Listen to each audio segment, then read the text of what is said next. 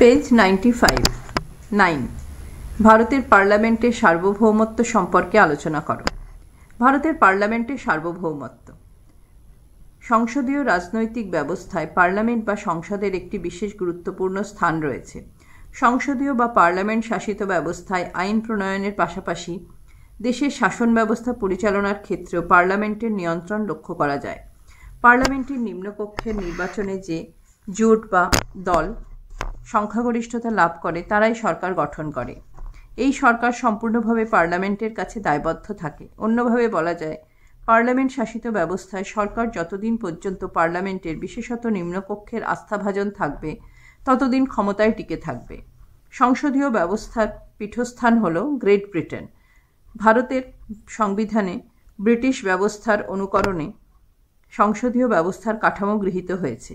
British পার্লামেন্টকে সার্বভৌম বলা হয়। পার্লামেন্টের সার্বভৌমত্বের ধারণা ব্রিটেন থেকে এসেছে। ব্রিটিশ পার্লামেন্টকে সার্বভৌম আইন প্রণয়নকারী সংস্থা বলার মূল কারণগুলি হল: 1. পার্লামেন্ট যে কোনো আইন প্রণয়ন করতে পারে। 2. পার্লামেন্ট যে কোনো আইন সংশোধন করতে পারে। 3. পার্লামেন্ট যে কোনো আইন বাতিল করতে পারে। এবং 4. ব্রিটিশ বিচার বিভাগ পার্লামেন্টের আইনকে ব্যাখ্যা করতে পারলেও তাকে কোনোভাবেই বাতিল করতে পারে না। সংবিধান বিশেষজ্ঞদের অভিমত হল, ভারতে পার্লামেন্টের পরিবর্তে সংবিধানের সার্বভৌমিকতাকে স্বীকৃতি দেওয়া হয়েছে। যাই হোক, বিষয়টি যেসব দিক থেকে বিশ্লেষণ করে দেখা যেতে পারে সেগুলি হল: 1. সুপ্রিম কোর্টের নিয়ন্ত্রণ। ভারতের পার্লামেন্ট তার ইচ্ছামতো যে কোনো আইন প্রণয়ন করতে পারে না। পার্লামেন্টের কোনো আইন সংবিধানকে লঙ্ঘন করলে তা বাতিল করে দেওয়ার ক্ষমতা সুপ্রিম কোর্টের রয়েছে। সেক্ষেত্রে অসাংবিধানিকতার দায়ে আইনটি সুপ্রিম কোর্ট কর্তৃক অবৈধ বলে ঘোষিত হয়। কাজেই আইন প্রণয়নের ক্ষেত্রে ভারতের পার্লামেন্টের ক্ষমতা অনিয়ন্ত্রিত বা অবাধ নয়। 2. সাংবিধানিক নিয়ন্ত্রণ। ভারতের পার্লামেন্ট যে কোনো আইন সংশোধন করতে পারে না। ভারতের পার্লামেন্টকে সাংবিধানিক নিয়ন্ত্রণের মধ্যে থেকে কাজ করতে হয়। এই কারণে সংবিধান সংশোধন বা পরিবর্তনের ক্ষেত্রে পার্লামেন্টের ক্ষমতাকে সীমিত করা হয়েছে। সংবিধান হলো দেশের সর্বোচ্চ আইন, কিন্তু এই সর্বোচ্চ আইন বা সংবিধানের মৌলিক কাঠামোকে বেসিক স্ট্রাকচার সংশোধন বা পরিবর্তনের ক্ষমতা পার্লামেন্টকে দেওয়া হয়নি। প্রসঙ্গত বলা যায়, 1973 সালে কেশবানন্দ ভারতী বনাম কেরল রাজ্য মামলায় সুপ্রিম কোর্ট রায় দেয় যে সংবিধানের মৌলিক কাঠামো অপরিবর্তিত রেখে পার্লামেন্ট সংবিধানের যে কোনো অংশের পরিবর্তন করতে সক্ষম। পরে 1976 সালে 42তম সংবিধান সংশোধনের মাধ্যমে সংবিধান সংশোধনের ক্ষেত্রে পার্লামেন্টের হাতে ব্যাপক ক্ষমতা তুলে দেওয়া হয় এবং একই সঙ্গে পার্লামেন্ট কর্তৃক গৃহীত কোনো সংশোধনী আইনের ক্ষেত্রে আদালতের বৈধতা বিচারের ক্ষমতাকে বাতিল করে দেওয়া হয়। কিন্তু 1980 সালে মিনার্ভা মিলস মামলায় সুপ্রিম কোর্ট 42তম সংবিধান সংশোধনীর এই ব্যবস্থা বাতিল করে দেয়। ফলে সংবিধান সংশোধনের ক্ষেত্রে পার্লামেন্টের অবাধ ও অসীম ক্ষমতা বাতিল বলে ঘোষিত হয়। 3. সংবিধানের সার্বভৌমত্ব। অনেকে মনে করেন ব্রিটিশ সংবিধান মূলত অলিখিত ও সুপরিবর্তনীয় হওয়ার কারণে ব্রিটিশ পার্লামেন্ট সার্বভৌম আইন প্রণয়নকারী সংস্থায় পরিণত হয়েছে। কিন্তু ভারতে একটি লিখিত সংবিধান আছে। এই সংবিধানে সুস্পষ্টভাবে পার্লামেন্টের ক্ষমতা নির্দিষ্ট করে দেওয়া হয়েছে। সংবিধান নির্দিষ্ট গণ্ডির মধ্যে থেকেই ভারতীয় পার্লামেন্টকে কাজ করতে হয়। বস্তুত ভারতের পার্লামেন্টের ক্ষমতা লিখিত সংবিধানের দ্বারা সীমাবদ্ধ। এই কারণে পার্লামেন্টের সার্বভৌমত্বের বদলে সংবিধানের সার্বভৌমত্বের কথা বলা হয়। প্রসঙ্গত উল্লেখ্য, A.K. গোপালন বনাম মাদ্রাজ রাজ্য মামলায় 1950 বিচারপতি মুখার্জি বলেন, ভারতের সংবিধান লিখিত সংবিধান, যদিও এই সংবিধান ব্রিটেনের সংসদীয় শাসন ব্যবস্থার অনেক নীতি গ্রহণ করেছে, তবুও আইন প্রণয়নের ব্যাপারে ব্রিটিশ পার্লামেন্টের সার্বভৌমিকতার নীতিটি গ্রহণ করেনি। ভারতে পার্লামেন্টের পরিবর্তে সংবিধানের সার্বভৌমিকতাকেই স্বীকৃতি দেওয়া হয়েছে। 4. যুক্তরাষ্ট্রীয় শাসন ব্যবস্থায় ক্ষমতা বণ্টন। ভারতের যুক্তরাষ্ট্রীয় শাসন ব্যবস্থায় কেন্দ্র ও রাজ্যগুলির আইন প্রণয়নের ক্ষমতা সুনির্দিষ্টভাবে বণ্টন করে দেওয়া হয়েছে। এজন্য সংবিধানে আইন প্রণয়নের 3টি তালিকার সংস্থান রয়েছে। ভারতীয় পার্লামেন্ট কোন কোন ক্ষেত্রে আইন প্রণয়ন করতে পারে তা এই তালিকাতেই নির্দিষ্ট করে দেওয়া হয়েছে। যুক্তরাষ্ট্রীয় ব্যবস্থার নিয়ম অনুসারে পার্লামেন্ট এককভাবে সংবিধানের সমস্ত ধারা সংশোধন করতে পারে না। এজন্য কতকগুলি বিষয় সংবিধানের ক্ষেত্রে অন্তত অর্ধেক রাজ্য আইনসভার অনুমোদনের ব্যবস্থা বাধ্যতামূলক করা হয়েছে। পেজ 96। 5. মন্ত্রিসভা বা ক্যাবিনেটের নিয়ন্ত্রণ। বর্তমানে পার্লামেন্টের সার্বভৌমত্বের বিষয়টিকে নিছক একটি তত্ত্বগত ধারণা বলে অভিহিত করা হয়। বর্তমানে পার্লামেন্টের এই ধরনের কোনো ক্ষমতা নেই। এমনকি গ্রেট ব্রিটেনেও পার্লামেন্টের সার্বভৌমত্ব বর্তমান ক্যাবিনেটের সার্বভৌমত্বে পরিণত হয়েছে। পার্লামেন্টে যে দল সংখ্যাগরিষ্ঠতা অর্জন করে সেই দলের নেতা বা নেত্রীদের নিয়ে ক্যাবিনেট বা মন্ত্রিসভা গঠিত হয়। প্রধানমন্ত্রী এবং তার ক্যাবিনেট বাস্তবে সংসদীয় ব্যবস্থায় পার্লামেন্টের যাবতীয় ক্ষমতাকে নিয়ন্ত্রণ করে। পার্লামেন্টের মূল কাজ হল আইন প্রণয়ন, কিন্তু আইন প্রণয়নের প্রধান উদ্যোগ কেন্দ্রীয় মন্ত্রিসভা গ্রহণ করে থাকে। পার্লামেন্টের সংখ্যাগরিষ্ঠ দল বা জোটের নেতা ও নেত্রীরা মন্ত্রী হিসেবে যে বিল পার্লামেন্টে উত্থাপন করেন তাতে অসম্মতি জানানোর ক্ষমতা সরকারি দল বা জোটের সদস্যদের থাকে না। অনেক সময় লোকসভা ভেঙে দেওয়ার ভয় দেখিয়েও প্রধানমন্ত্রী পার্লামেন্টে ক্ষমতাসীন দল বা জোটের সদস্যদের নিয়ন্ত্রণ করতে পারেন। উপসংহার। উপরোক্ত আলোচনার শেষে কথা বলা যায় যে ভারতীয় পার্লামেন্টকে পুরোপুরি সার্বভৌম আইন প্রণয়নকারী সংস্থা হিসেবে অভিহিত করা যায় না, কারণ ভারতীয় পার্লামেন্টকে সংবিধানের অধীনে থেকে যাবতীয় কার্যাবলী সম্পাদন করতে হয়। 10. ভারতীয় পার্লামেন্ট কোন কোন উপায়ে মন্ত্রিপরিষদকে নিয়ন্ত্রণ করতে পারে?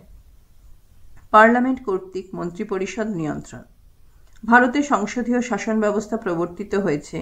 সংসদীয় শাসন ব্যবস্থার অন্যতম মৌলিক বৈশিষ্ট্য হিসেবে মন্ত্রিপরিষদকে নিয়ন্ত্রণ করার ক্ষমতা সংসদ বা পার্লামেন্টের হাতে ন্যস্ত করা হয়েছে। ভারতের পার্লামেন্ট যেসব উপায়ে মন্ত্রিপরিষদকে নিয়ন্ত্রণ করতে সক্ষম সেগুলি এই প্রসঙ্গে পর্যায়ক্রমে বিশ্লেষণ করা যেতে পারে। 1. পার্লামেন্টের সদস্য হওয়ার বাধ্যবাধকতা। সংসদীয় শাসন ব্যবস্থার রীতি অনুযায়ী মন্ত্রিপরিষদের সদস্যদের পার্লামেন্টের যে কোনো কক্ষের সদস্য হতে হয়। অবশ্য পার্লামেন্টের কোনো কক্ষের সদস্য নন এমন ব্যক্তিও মন্ত্রিসভার সদস্য হিসেবে নিযুক্ত হতে পারেন, কিন্তু সেক্ষেত্রে সংশ্লিষ্ট ব্যক্তিকে 6 মাসের মধ্যে অতি অবশ্যই পার্লামেন্টের সদস্যরূপে নির্বাচিত হতে হয়। কাজেই মন্ত্রিপরিষদের সদস্যদের পার্লামেন্টের সদস্য হওয়া বাধ্যতামূলক। ভারতীয় সংসদকে নিয়ন্ত্রণ করার বিষয়ে মন্ত্রিপরিষদের এটি একটি অপরিহার্য শর্ত। 2. সরকারের আয় ব্যয়ের উপর সংসদীয় নিয়ন্ত্রণ। সংসদীয় শাসন ব্যবস্থার একটি অন্যতম বৈশিষ্ট্য হল সরকারি আয় ব্যয়ের উপর আইনসভার সামগ্রিক নিয়ন্ত্রণ। ভারতে সরকারি আয় ব্যয়ের উপর পার্লামেন্টের নিয়ন্ত্রণকে সংবিধানে বিধিবদ্ধ করা হয়েছে। পার্লামেন্টের প্রণীত আইনের সমর্থন ছাড়া সরকার কোনো প্রকার কর ধার্য বা প্রচলিত করের হার পরিবর্তন বা বিলোপ করতে পারে না। সরকারের ব্যয় সংক্রান্ত বিষয়টিও পার্লামেন্টের নিয়ন্ত্রণাধীনে রাখা হয়েছে। 263(3 নম্বর ধারায় সংবিধানে সুস্পষ্টভাবে নির্দেশ দেওয়া হয়েছে যে পার্লামেন্টের আইনি অনুমোদন ছাড়া ভারতের সঞ্চিত তহবিল থেকে সরকার কোনো অর্থ ব্যয় করতে পারবে না। 3. মন্ত্রিসভা নিয়ন্ত্রণের বিভিন্ন পদ্ধতি। ভারতীয় সংবিধানের বিধি অনুসারে মন্ত্রিসভার সিদ্ধান্ত বা নীতিকে বিধিবদ্ধ রূপ দেওয়ার জন্য পার্লামেন্টের অনুমোদন আবশ্যক। মন্ত্রিসভাকে অন্য যেসব উপায়ে পার্লামেন্ট নিয়ন্ত্রণ করে থাকে তার মধ্যে রয়েছে অধিবেশন চলাকালীন মন্ত্রীদের প্রশ্ন জিজ্ঞাসা, রাষ্ট্রপতির ভাষণে উল্লিখিত সরকারি নীতি ও কর্মসূচি নিয়ে তর্ক বিতর্ক, সরকারের প্রস্তাবিত বাজেটের ত্রুটি বিচ্যুতির ওপর সমালোচনা, বিল নিয়ে আলোচনার সময় প্রস্তাব উত্থাপন, কোনো গুরুত্বপূর্ণ জরুরি বিষয় আলোচনার জন্য মুলতবি প্রস্তাব আনয়ন, দৃষ্টি আকর্ষণী নোটিশ দিয়ে নিন্দাসূচক প্রস্তাব বা সরকারের বিরুদ্ধে অনাস্থা প্রস্তাব উত্থাপন। এছাড়া বর্তমানে আইনসভার কাজকর্মের পরিধি বৃদ্ধি পাওয়ায় পার্লামেন্টের সদস্যদের নিয়ে গঠিত কমিটিগুলির মাধ্যমে মন্ত্রিসভাকে কাজকর্ম সম্পাদন করতে হয়। বলা বাহুল্য যে এর ফলে পার্লামেন্ট মন্ত্রিসভার ওপর তার নিয়ন্ত্রণ বজায় রাখতে পারে। 4. পার্লামেন্টের কাছে মন্ত্রিপরিষদের দায়বদ্ধতা। সংসদীয় কাঠামোর রীতি অনুযায়ী পার্লামেন্টের নিম্নকক্ষ লোকসভার সংখ্যাগরিষ্ঠ দলের সদস্যদের নিয়েই মন্ত্রিসভা গঠিত হয়।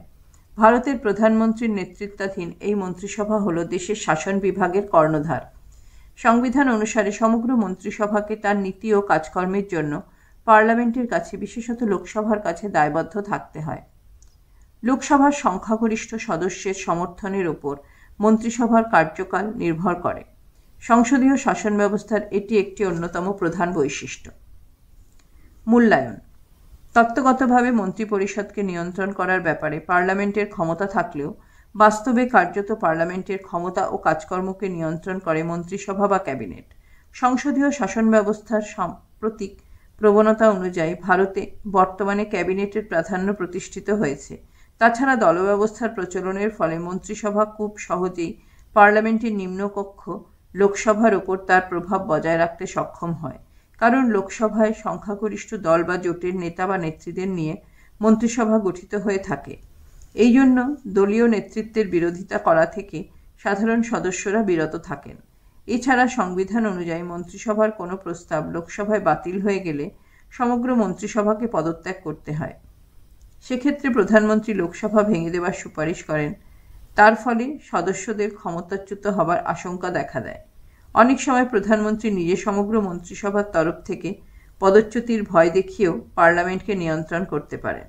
এই সব কারণে বাস্তবে পার্লামেন্টের ওপর মন্ত্রিসভার নিয়ন্ত্রণ প্রতিষ্ঠিত হয়েছে, একথা নিঃসন্দেহে বলা যায়। অবশ্য সাম্প্রতিককালে লোকসভা নির্বাচনে কোনো দল এককভাবে সংখ্যাগরিষ্ঠতা অর্জন করতে না পারায় ন্যূনতম অভিন্ন কর্মসূচির ভিত্তিতে কেন্দ্রে বিভিন্ন দলের জোট বা মোর্চা সরকার গঠনের প্রবণতা দেখা যাচ্ছে। এই অবস্থার পরিপ্রেক্ষিতে মন্ত্রিসভাকে নিয়ন্ত্রণ করার ব্যাপারে পার্লামেন্টের ক্ষমতা ও কাজকর্ম নতুন মাত্রা লাভ করেছে। দৃষ্টান্তস্বরূপ 2005 সালে কেন্দ্রে ক্ষমতাসীন সংযুক্ত প্রগতিশীল জোট বা ইউপিএ সরকারের কথা উল্লেখ করা যায়। বামপন্থী দলগুলি এই জোটের শরিক হলেও সরকারে অংশগ্রহণ করেনি, ফলে লোকসভায় বামপন্থী লবিকে নিয়ন্ত্রণ করার ব্যাপারে কেন্দ্রীয় মন্ত্রিসভার ক্ষমতা নিরঙ্কুশভাবে প্রতিষ্ঠিত হতে পারেনি। 2005 সালে লোকসভায় গৃহীত ভারতীয় পেটেন্ট বিলটির কথা এই প্রসঙ্গে বলা যেতে পারে। লোকসভায় বামপন্থী দলগুলির চাপে ইউপিএ সরকার এই বিলটির প্রয়োজনীয় সংশোধন করতে বাধ্য হয়। পেজ 97। 11. ভারতের পার্লামেন্টে আইন পাশের পদ্ধতি আলোচনা করো, অথবা ভারতের সংসদে সাধারণ বিল পাসের পদ্ধতি আলোচনা করো, অথবা ভারতীয় পার্লামেন্টে আইন প্রণয়ন পদ্ধতি আলোচনা করো। পার্লামেন্টে সাধারণ বিল পাসের পদ্ধতি বা ভারতীয় পার্লামেন্টে আইন প্রণয়ন পদ্ধতি। ভারতীয় সংবিধানে 107 নম্বর ধারা থেকে 122 নম্বর ধারায় পার্লামেন্টের আইন পাসের পদ্ধতি নিয়ে আলোচনা করা হয়েছে। আইন প্রণয়ন পার্লামেন্টের একটি প্রধান কাজ। কোনো কক্ষে বিল উত্থাপন করা থেকে শুরু করে রাষ্ট্রপতির অনুমোদন লাভ পর্যন্ত বিলটিকে কয়েকটি পর্যায়ে অতিক্রম করতে হয়। সরকারি বা বেসরকারি যে কোনো বিল উত্থাপনের আগে একটি প্রস্তুতি পর্ব চলে। বেসরকারি বিল উত্থাপনের 1 মাস আগে একটি নোটিশ দিতে হয়। সংসদের যে কোনো কক্ষে সাধারণ বিল উত্থাপন করা যায়। বেসরকারি ক্ষেত্রে সংশ্লিষ্ট কক্ষের অনুমতির প্রয়োজন হয়। সরকারি বিল উত্থাপনের ক্ষেত্রে মুখ্য ভূমিকা গ্রহণ করেন সংশ্লিষ্ট দপ্তরের ভারপ্রাপ্ত মন্ত্রী। সরকারি বিল উত্থাপনের আগে এই সম্পর্কে চূড়ান্ত সিদ্ধান্ত নেয় ক্যাবিনেট। ক্যাবিনেটের অনুমোদনের পর পার্লামেন্টের সম্মতি গ্রহণের জন্য রাজ্যসভা অথবা লোকসভা যে কোনো কক্ষে বিলটি উত্থাপিত হয়। একটি সাধারণ বিল 7টি পর্যায়ে পার হয়ে আইনে পরিণত হয়। 1. প্রথম পর্যায়। বিলের প্রথম পর্যায়ে রয়েছে বিল উত্থাপন ও বিলের প্রথম পাঠ। বিলটি যদি লোকসভায় উত্থাপিত হয় তাহলে স্পিকারের কাছে এবং রাজ্যসভায় উত্থাপিত হলে চেয়ারম্যানের কাছে অনুমতি নিয়ে উপস্থাপককে সভায় বিল পেশ করতে হয়। এই পর্যায়ে শুধুমাত্র বিলের টাইটেল বা শিরোনাম পাঠ করা হয়। কোনো আলোচনা বা বিতর্ক এই পর্যায়ে হয় না, তবে উত্থাপক প্রয়োজন বোধে বিলটির উদ্দেশ্য ও প্রকৃতি ব্যাখ্যা করতে পারেন। নিয়ম অনুসারে উত্থাপিত হওয়ার পর বিলটি সরকারি গেজেটে প্রকাশিত হয়। আরেকবার বলছি, নিয়মানুসারে উত্থাপিত হবার পর বিলটি সরকারি গেজেটে প্রকাশিত হয়। 2. দ্বিতীয় পর্যায়। বিল উত্থাপনের কয়েকদিন পর বিলের দ্বিতীয় পাঠ শুরু হয়। এই পর্যায়ে উত্থাপক বিল সম্পর্কে যে কোনো একটি প্রস্তাব পেশ করেন, যেমন 1. বিলটি সভায় বিচার বিবেচনার জন্য গ্রহণ করা হোক। 2. পার্লামেন্টের সিলেক্ট কমিটিতে বিলটি পাঠানো হোক। 3. পার্লামেন্টের উভয় কক্ষের যুক্ত কমিটির কাছে বিলটি পাঠানো হোক। 4. জনসাধারণের মতামত জানার জন্য বিলটি প্রচার করা হোক। 3. তৃতীয় পর্যায়। বিলের তৃতীয় পর্যায়ে বিলটি নিয়ে সামগ্রিক বিচার বিবেচনা করা হয়। বিলের এই পর্যায়কে কমিটি পর্যায় বলে। কোনো বিল সিলেক্ট কমিটির কাছে পাঠানো হলে সংশ্লিষ্ট বিল নিয়ে কমিটি ব্যাপক আলোচনা করতে পারে, কিন্তু বিলের নীতি বা উদ্দেশ্য পরিবর্তনের ক্ষমতা কমিটির নেই। অবশ্য বিলের কোনো অংশের সংশোধনের জন্য কমিটি তার প্রস্তাব রাখতে পারে। কমিটি প্রয়োজন বোধে বিলের সঙ্গে জড়িত ব্যক্তিবর্গ, প্রতিষ্ঠান ইত্যাদির বক্তব্য শুনতে পারে অথবা কোনো সাক্ষ্য গ্রহণ করতে পারে বা বিশেষ কারণে সরকারকে সংশ্লিষ্ট দলিল ও তথ্য পেশ করতেও পারে। কমিটি সর্বশেষে বিলটির সম্পর্কে তার সুচিন্তিত মতামত সংসদে উত্থাপন করে। 4. চতুর্থ পর্যায়। এই পর্যায়ে সংশ্লিষ্ট বিলের প্রতিটি ধারা উপধারা নিয়ে সবিস্তার আলোচনা ও তর্ক বিতর্ক হয়। সভার যে কোনো সদস্য বিলটির ওপর সংশোধনী প্রস্তাব আনতে পারেন। অবশ্য সংশোধনী প্রস্তাব উত্থাপনের কমপক্ষে একদিন আগে সভায় বিজ্ঞপ্তি দিতে হয়। আলোচনা ও তর্ক বিতর্কের শেষে বিলের প্রতিটি ধারা ও উপধারা নিয়ে ভোটাভুটির পর বিলের দ্বিতীয় পাঠের সমাপ্তি ঘটে। 5. পঞ্চম পর্যায়। এই পর্যায়ে বিলের তৃতীয় পাঠ অনুষ্ঠিত হয়। দ্বিতীয় পাঠ শেষ হওয়ার পর যে কোনো দিন বিলের তৃতীয় পাঠের সূচনা করে সংশ্লিষ্ট কক্ষে বিলটি গ্রহণ করার জন্য প্রস্তাব দেওয়া হয়। এই পর্যায়ে বিলের ধারা উপধারা নিয়ে কোনো রকম আলোচনা বা তর্ক বিতর্ক হয় না, এমনকি সংশোধনী প্রস্তাবও উত্থাপন করা যায় না। বিলটি গৃহীত হবে না প্রত্যাখ্যাত হবে তা নিয়ে সিদ্ধান্ত নেওয়া হয়। সংখ্যাগরিষ্ঠ সদস্য বিলটিকে সমর্থন করলে বিলটি গৃহীত হয়, অন্যদিকে সমর্থন না পেলে বিলটি বাতিল বলে গণ্য হয়। এইভাবে বিলটি লোকসভায় গৃহীত হলে স্পিকারকে অথবা রাজ্যসভায় গৃহীত হলে চেয়ারম্যানকে সেই সম্পর্কে সার্টিফিকেট দিতে হয়। 6. ষষ্ঠ পর্যায়। বিল পাসের ষষ্ঠ পর্যায়ে রয়েছে অপর কক্ষের অনুমোদনের বিষয়টি। বিলটি যে কোনো একটি কক্ষে গৃহীত হবার পর তা অনুমোদনের জন্য অপর কক্ষে যায়। সেই কক্ষেও বিলটিকে উপরোক্ত পর্যায়গুলি অতিক্রম করতে হয়। কোনো রকম সংশোধনী ছাড়াই বিলটি অপর কক্ষে গৃহীত হলে বিল অনুমোদনের ষষ্ঠ পর্যায়ে শেষ হয়। অপর কক্ষ অবশ্য বিলে সম্মতি না দিয়ে তা প্রত্যাখ্যান করতে বা সংশোধনী প্রস্তাব আনতে অথবা 6 মাসের জন্য আটকে রাখতে পারে। তবে কোনো বিল নিয়ে দুটি কক্ষের মধ্যে মতবিরোধ দেখা দিলে সেই সম্পর্কে চূড়ান্ত সিদ্ধান্ত নেওয়ার জন্য রাষ্ট্রপতি উভয় কক্ষের যৌথ অধিবেশন ডাকতে পারেন। যৌথ অধিবেশনে সংখ্যাগরিষ্ঠের ভোটে বিলটি অনুমোদিত হয়। 7. সপ্তম পর্যায়। সপ্তম ও শেষ পর্যায় হল রাষ্ট্রপতির সম্মতি জ্ঞাপনের পর্যায়। পার্লামেন্টের উভয় কক্ষে বিলটি গৃহীত হবার পর তা রাষ্ট্রপতির কাছে পাঠানো হয়। রাষ্ট্রপতি সংশ্লিষ্ট বিলটিকে সম্মতি দিলে বিলটি তৎক্ষণাৎ আইনে পরিণত হয়। অবশ্য রাষ্ট্রপতির অসম্মতি জানানোরও ক্ষমতা রয়েছে। এছাড়া রাষ্ট্রপতি কোনো বিলকে পুনর্বিবেচনার জন্য পার্লামেন্টের কাছে ফেরত পাঠাতেও পারেন। তবে পার্লামেন্ট সংশ্লিষ্ট বিলটিকে পুনরায় অনুমোদন করে পাঠালে রাষ্ট্রপতি তাতে সম্মতি দিতে বাধ্য থাকেন। এইভাবে একটি বিল লোকসভা, রাজ্যসভা ও রাষ্ট্রপতির অনুমোদনক্রমে আইনে পরিণত হয়। পেজ 98। 12. সরকারের আয় ব্যয়ের ওপর পার্লামেন্টের নিয়ন্ত্রণ সম্পর্কে আলোচনা করো। সরকারের আয় ব্যয় সংক্রান্ত বিষয়গুলির ওপর পার্লামেন্টের নিয়ন্ত্রণ। ভারত সরকারের আয় ব্যয়ের ওপর সংসদীয় নিয়ন্ত্রণের ব্যবস্থাকে সংবিধানে বিধিবদ্ধ করা হয়েছে। সরকারি আয় ব্যয়ের ওপর নিয়ন্ত্রণ বলতে রাজস্ব ও আয় ব্যয়ের ওপর নিয়ন্ত্রণকে বোঝায়। অন্যান্য গণতান্ত্রিক দেশের মতো ভারতেও সরকারি আয় ব্যয়ের ওপর নিয়ন্ত্রণ ক্ষমতা আইনসভা বা পার্লামেন্টের নিম্নকক্ষ লোকসভার হাতে রয়েছে।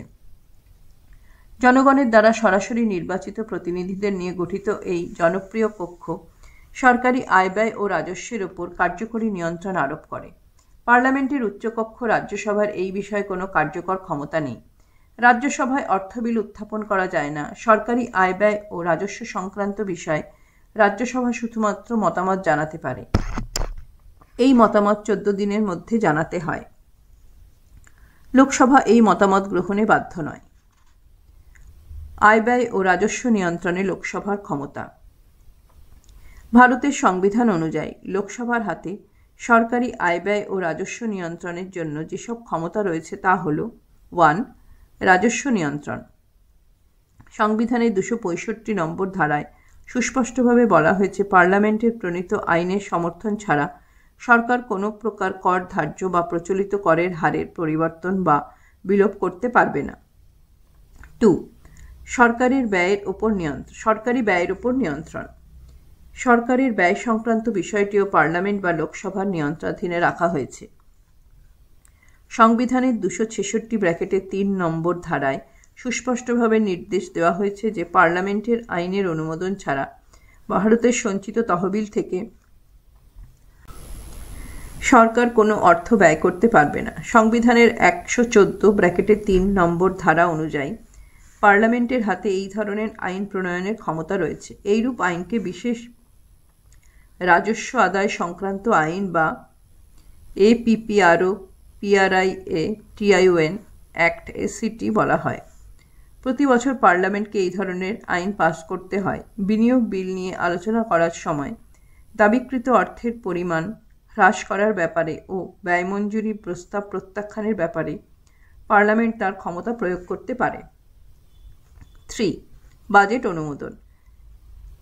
বাৎসরিক বাজেট পাসের মাধ্যমেও লোকসভা সরকারি আয় ব্যয় নিয়ন্ত্রণ করার ক্ষমতা ভোগ করে।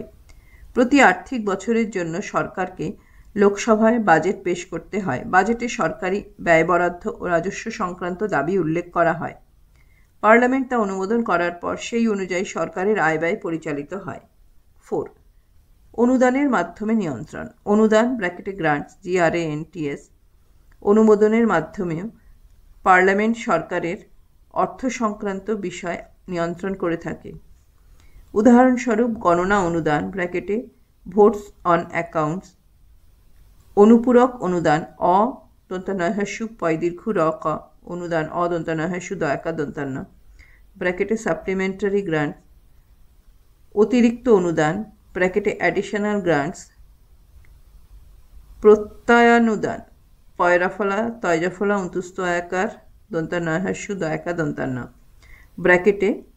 ভোটস অফ ক্রেডিট, ব্যতিক্রমী অনুদান এক্সেপশনাল গ্রান্ট প্রভৃতি উল্লেখযোগ্য। 5.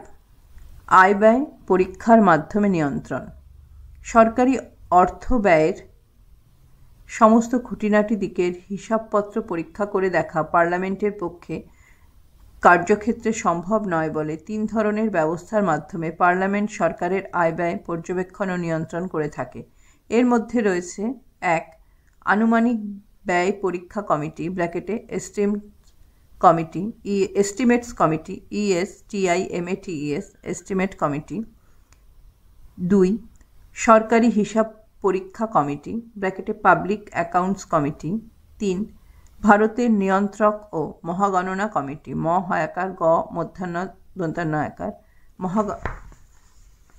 আরেকবার বলছি।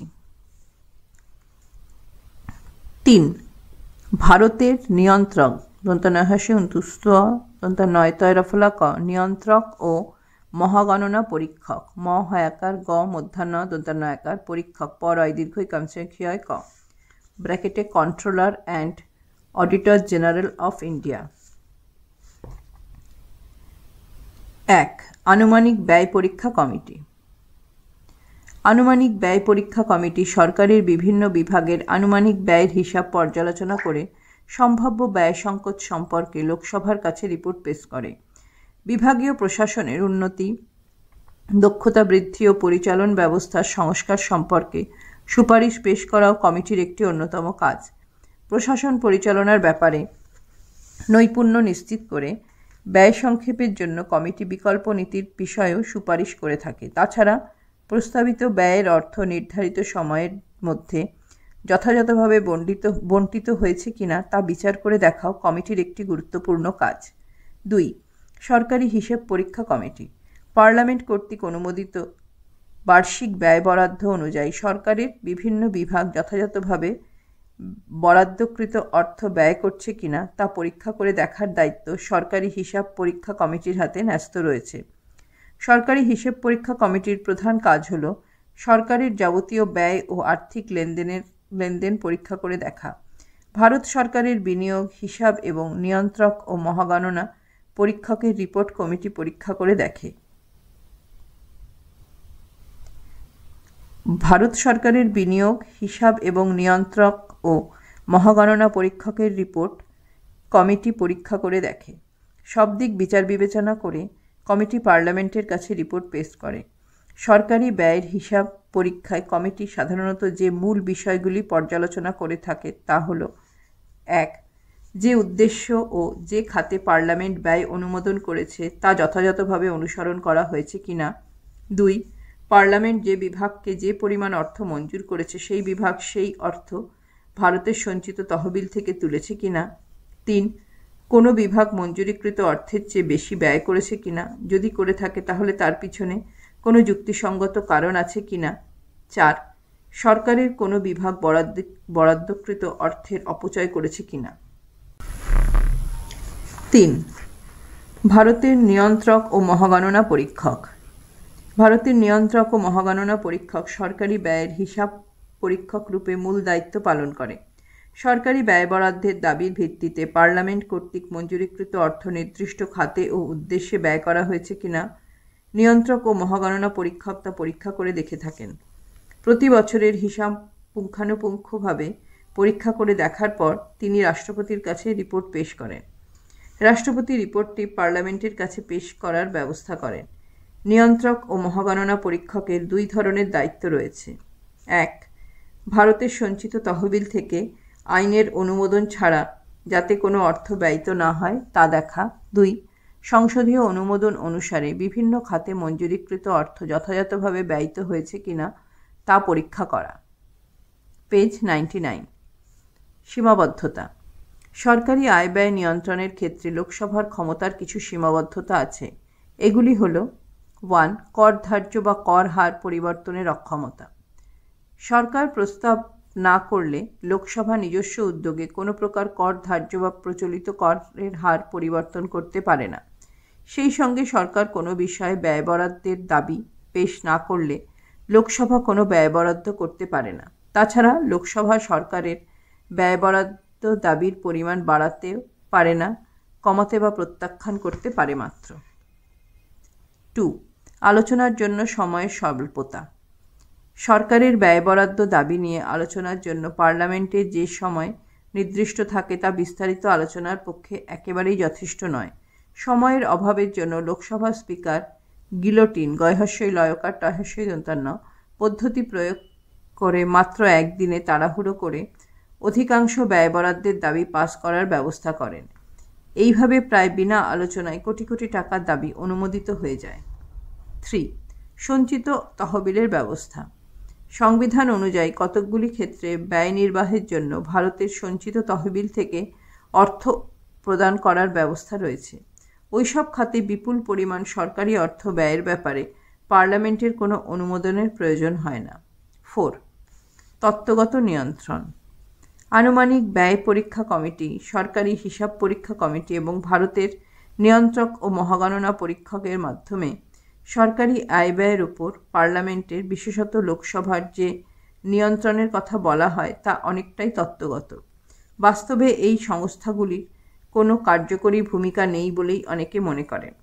লোকসভায় আনুমানিক ব্যয় পরীক্ষা কমিটির রিপোর্টের ওপর কোনো আলোচনা বা বিতর্ক অনুষ্ঠিত হয় না। তাছাড়া আনুমানিক ব্যয় পরীক্ষা কমিটি একটি আর্থিক বছরের আনুমানিক হিসাবপত্রের সমস্ত দিক সবিস্তারে খতিয়ে দেখতে পারে না। সরকারি গাণিতিক কমিটি সংশ্লিষ্ট আর্থিক বছরে সরকারি ব্যয় নিয়ন্ত্রণে সক্ষম হয় না, কারণ অনুমোদিত অর্থ বিভিন্ন খাতে খরচ হয়ে যাওয়ার পর কমিটি কাজ শুরু করে। এছাড়া সরকারি কোনো বিভাগ অপচয় করলে কমিটি সে সম্পর্কে কোনো ব্যবস্থা নিতে পারে না।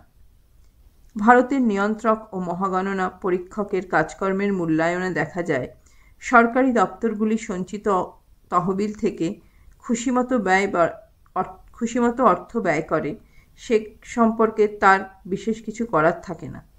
তিনি শুধুমাত্র অর্থ ব্যয়িত হওয়ার পর সেই ব্যয় পরীক্ষা করে রাষ্ট্রপতির কাছে রিপোর্ট পেশ করেন।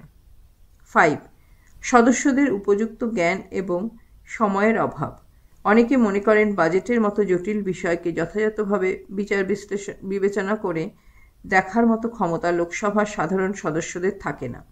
আর্থিক নীতি, বিভিন্ন খাত, উপখাত ইত্যাদির আনুমানিক ব্যয়ের হিসাব নিয়ে পর্যালোচনার জন্য বিশেষীকৃত জ্ঞানের প্রয়োজন হয়। তাছাড়া সাধারণত সরকারি আয় ব্যয় সংক্রান্ত যাবতীয় বিষয় আলোচনার জন্য নির্দিষ্ট থাকে মাত্র 29 দিন। এই সময়ও যথেষ্ট নয়। 6. ক্যাবিনেটের নিয়ন্ত্রণ। সর্বশেষে বলা যায় যে সংসদীয় শাসন ব্যবস্থায় সংসদ বা পার্লামেন্টের হাতে যে ক্ষমতা থাকে তা চূড়ান্ত নয়। বস্তুত ক্যাবিনেট পার্লামেন্টকে নিয়ন্ত্রণ করে থাকে। সংসদীয় শাসন ব্যবস্থায় ক্যাবিনেটের প্রাধান্য একটি অন্যতম বৈশিষ্ট্য। ভারতেও ক্যাবিনেটের প্রাধান্য সুপ্রতিষ্ঠিত হয়েছে। পার্লামেন্টে যে দল সংখ্যাগরিষ্ঠতা অর্জন করে সেই দলের শীর্ষস্থানীয় নেতাদের নিয়ে ক্যাবিনেট গঠিত হয়। এই কারণে সরকারি আয় ব্যয়ের বিষয়ে ক্যাবিনেটের পেশ করা প্রস্তাব পার্লামেন্টের অনুমোদন অতি সহজেই লাভ করে। উপসংহার। পরিশেষে বলা যায় যে সরকারি আয় ব্যয়ের উপর পার্লামেন্টের নিয়ন্ত্রণ পুরোপুরি তত্ত্বগত নয়, এর বাস্তব দিকও আছে। লোকসভায় এই বিষয়ে বিরোধী দলের গঠনমূলক আলোচনা, সদস্যদের তর্ক বিতর্ক ইত্যাদি জনমতের উপর প্রভাব ফেলে। এর গুরুত্ব উপেক্ষা করা যায় না।